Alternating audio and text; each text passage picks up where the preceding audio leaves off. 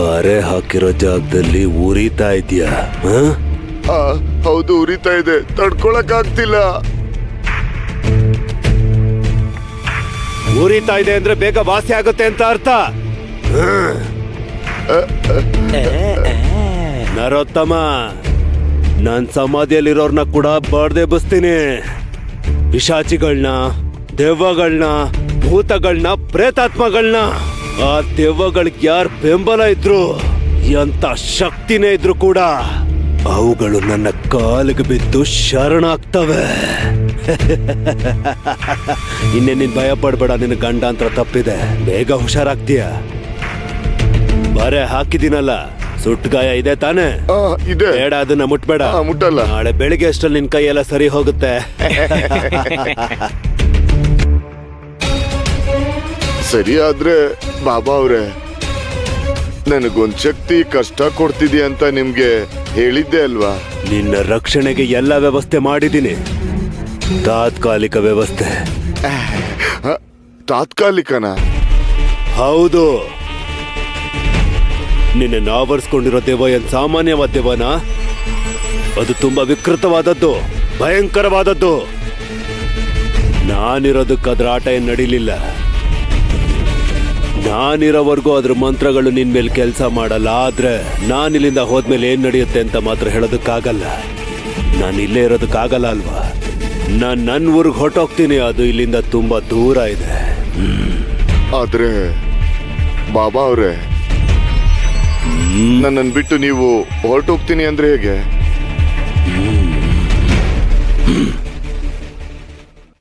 ಹಗ್ಲು ರಾತ್ರಿ ಆ ದೆವ್ವದಿಂದ ನಿನ್ನನ್ನ ಕಾಪಾಡ್ಬೇಕು ಅಂದ್ರೆ ನಿನ್ ಪಕ್ಕದಲ್ಲೇ ನಾನು ಇರ್ಬೇಕಲ್ವಾ?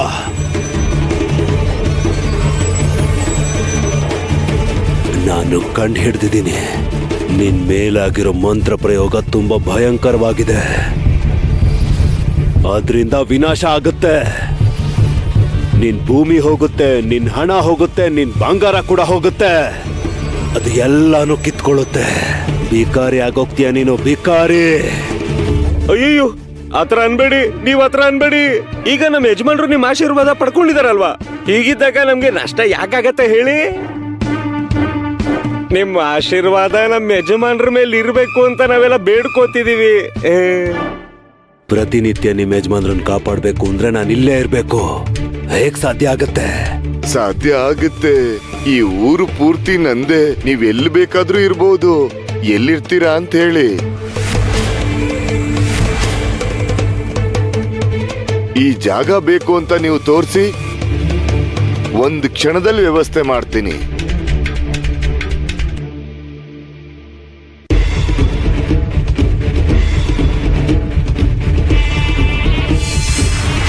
ಗುಡಿಲಿ ವಿಗ್ರಹ ಇಲ್ಲ, ಏನೋ ಸಮಸ್ಯೆ ಇರ್ಬೇಕು ಅನ್ಸುತ್ತೆ.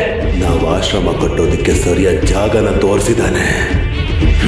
ನಾವೀ ಗುಡಿನ ವಶಪಡಿಸ್ಕೊಳ್ಳೇಬೇಕು. ನಾನ್ ನಿಮ್ ಮನೆಗ್ ಬರ್ಬೇಕಾದ್ರೆ ದಾರಿನಲ್ಲಿ ಒಂದು ಗುಡಿನ ನೋಡ್ದೆ. ನನ್ಗಿಷ್ಟ ಆಯ್ತು.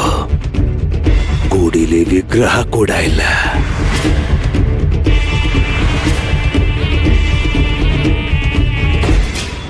ಆ ಗುಡಿ ನನ್ನ ಹತ್ರನೇ ಅಡಮಾನದಲ್ಲಿದೆ. ನೀವು ಈಗ್ಲೇ ಹೋಗಿ ಆ ಗುಡಿಲಿ ಉಳ್ಕೋಬಹುದು. ಅದು ನಿಮ್ ಸ್ವಂತದ್ದೇ ಅನ್ಕೊಳ್ಳಿ.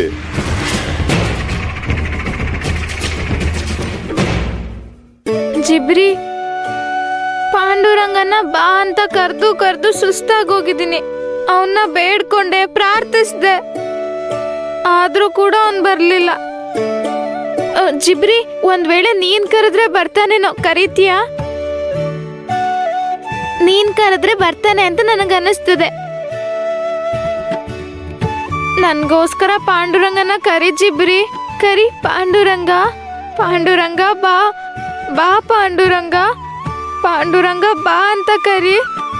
ನೀನೇನ್ ಮಾತಾಡ್ತಾ ಇದೀಯ ಹುಡ್ಗಿ? ಅರೆ ಮರ್ತ್ಬಿಟ್ಯಾ? ಜಿಬ್ರಿಗ್ ಮಾತ್ ಬರಲ್ಲ. ಇನ್ನು ಆ ಕರಿಯಪ್ಪನ ಹೆಸರು ಹೇಗೆ ಹೇಳ್ತಾಳೆ? ಪರಿಶುದ್ಧವಾದ ಭಕ್ತಿಗೆ ತುಂಬಾ ಶಕ್ತಿ ಇರುತ್ತೆ ಪಾಂಡು. ಜಿಬ್ರಿ ಪಾಂಡುರಂಗನ ಮನ್ಸಲ್ ಕರೆದ್ರೆ ಸಾಕು, ಆ ಕೂಗು ಪಾಂಡುರಂಗನಿಗೆ ತಲುಪುತ್ತೆ. ಪಾಂಡುರಂಗ ಬರ್ತಾನೆ. ಜಿಬ್ರಿ, ನೀನ್ ಕರಿ ಜಿಬ್ರಿ. ಪಾಂಡುರಂಗ ಬಾ ಅಂತ.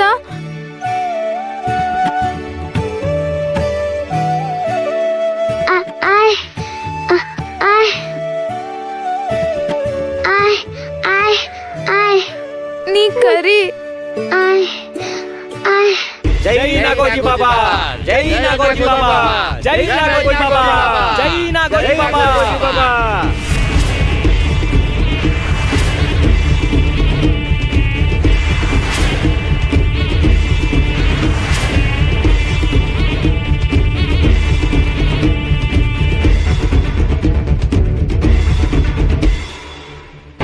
ನಿಮ್ಮನ್ನ ಇಲ್ಲಿಗೆ ಯಜಮಾನ್ರೆ ಕಳ್ಸಿದಾರೆ ಅಲ್ವಾ?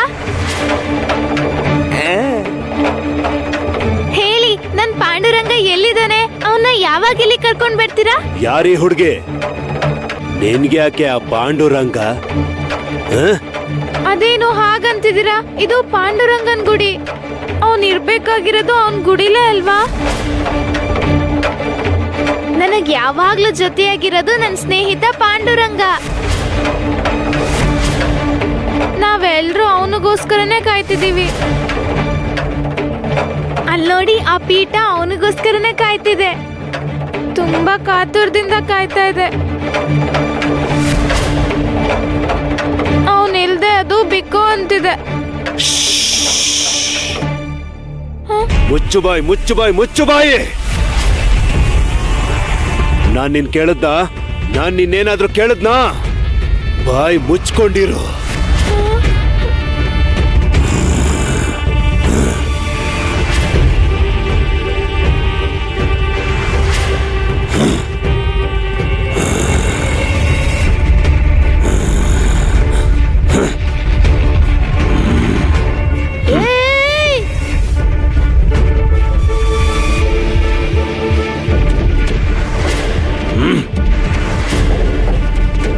ಚಪ್ಲಿ ಹಾಕೊಂಡ್ ಗುಡಿ ಒಳಗ್ ಹೋಗ್ಬಾರ್ದು. ಚಪ್ಲಿ ಬಿಟ್ಟು ಒಳಗ್ ಹೋಗಿ.